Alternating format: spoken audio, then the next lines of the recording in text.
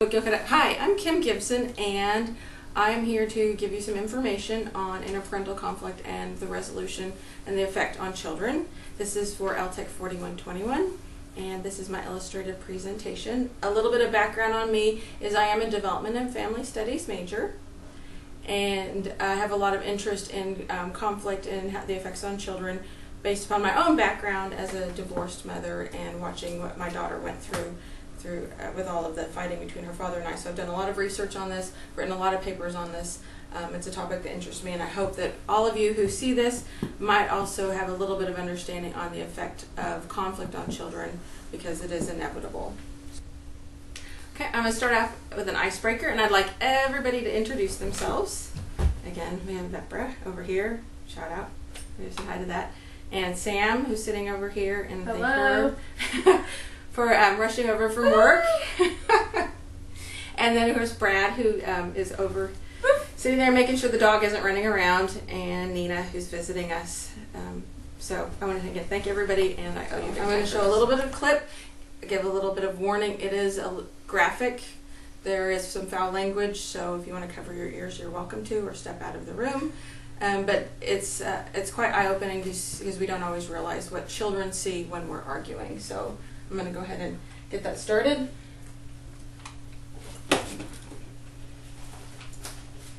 Here we go.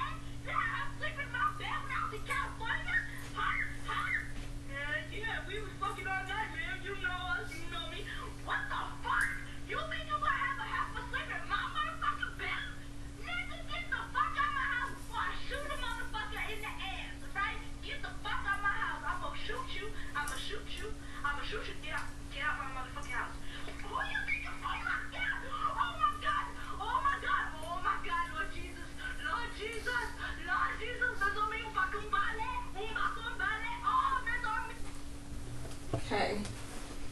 Let me get this.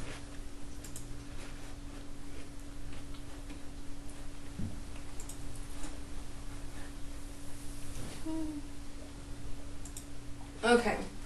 Well, that might have been a little graphic. What it also does is give us an example of what children are actually viewing when they're watching their parents argue. Again, hopefully we're not having those kind of arguments in front of our children, but it does happen, and it's really sad to see that this child was able to review the whole argument verbatim, and even to the extent of changing his voice, the slapping and everything. We don't always realize what children see, and that's why it's really important for me to get this information out to people so that they understand that however small the conflict is or however large the conflict is, it has a great impact on children. And again, I'm going to the next slide. And while it is inevitable, we do need to be aware of what's happening to our children. Children's reactions to anger. You know, they have different reactions. They do perceive anger differently based upon their gender and their age. And some people might say, well, duh. But it's important, so when we have our own children, so that when you see how they're responding to what has happened in front of them or behind closed doors, that we can go and understand and talk to them and help them get over or to deal with whatever it is that they've seen. Because we can't just assume that every child will react the same way. And this is going to give a little bit of information, hopefully, to help people understand that based upon whether their daughter, sons, both boys and girls, a 5-year-old or a 16-year-old. Okay, first of all, how did we find out this information? Now, this is based on just 2 studies, but I think especially the one that I'm going to talk primarily about, it was a really key study. They took a bunch of children and they showed them 8 different video clips. Now, each video clip was 1 minute long, but the first 45 seconds of the video clip had 6 different stories, so to speak. And then the last 15 seconds, the last 15 seconds were different. And so what they were doing is they were trying to see how the children would react to them. And of the 6 different endings, they had 2 that were completely resolved arguments, 2 that were partially resolved arguments, and 2 that were unresolved arguments. And then I'll go in and give more slides and describe that. But what they were doing is they were measuring the children's reactions to all the different. And then of the 8 video clips, 2 of them actually were just friendly discussions. So you had 2. To sum it up, you had 2 friendly discussions, and then you had 6 of different types of arguments with different resolved endings. Okay, so again, the resolved, again, the 2 resolved. The 2 ways they ended it was an apology, one with an apology and one with a compromise. Partially resolved was one with the submission, and the other one change of topic. And then the last one that was unresolved, and the way it was unresolved, either they gave each other the silent treatment or they'd continued to fight. And how did they assess the children's responses? What they did is after they showed the video clips, then they gave these children pictures of these people's faces with these different emotions. They were sad, scared, happy, and okay.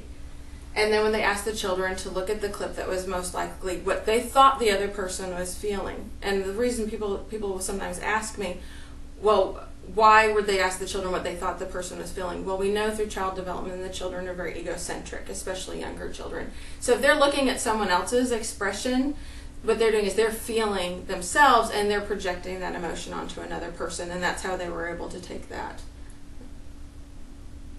Oops, went too far. Okay, and how did they respond? Resolved conflicts were always perceived as the least angry, and unresolved as the most angry. And again, some people could say, well, duh. But again, that's one thing we have to understand in research is all of the reactions that children have. And you might think that some people might even think their children walk away and don't feel anything at all. But again, the resolved endings were the least angry, where the unresolved were the most angry. So when you're walking away from an argument and your children have seen it, it might be something to think about. Okay, again, how did the children respond again? Sadness was highest at 5-year-olds, and then it decreased. And an interesting note about this, and it's really shocked people when they read the research, that under the age of 11, girls were most sad. Okay, that sounds normal. But over the age of 11, the boys were the most sad. And a lot of us think that boys disassociate, especially as they get older. But that seemed really interesting that, and they didn't go into the research why. It said that they need to research it further. But if you have a boy and he's walked away or he's locked himself in his bedroom after an argument, and you think he might shut it off, it might be just shutting out the argument. It might be interesting to go see, to understand that he might be actually feeling more sad than a girl of the same age. But again, and it ends up with fear and anger and conflict. It all reduces when they're mad or they're scared of their parents arguing. All of this reduces over time, and part of that also is because as children get older and they start to develop more cognition, they're able to understand that there's more reasons behind arguments. They're able to understand more that they're not at fault for arguments, and that may not necessarily mean that their parents that everything's coming to an end.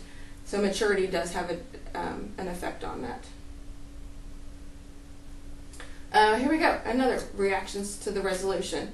Apology, of course, when you say you're sorry, elicited more sadness for girls, but for compromise, it elicited more sadness for boys. And it's interesting, they talked about in the compromise, it's interesting the boys thought compromise was a really sad thing to do.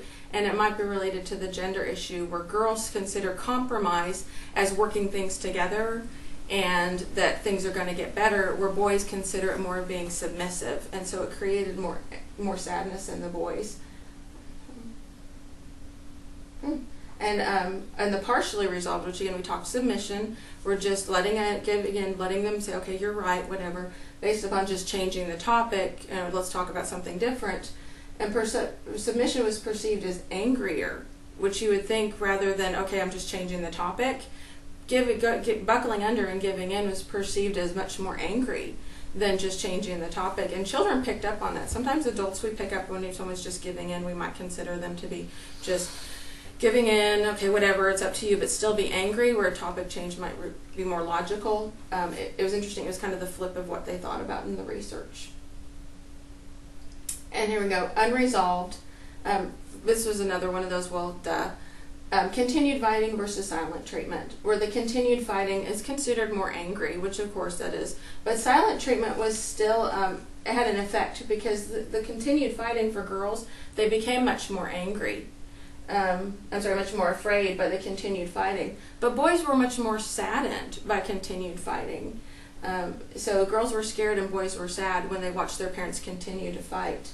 But then silent treatment still is up there also as perceived as angry, just not as angry.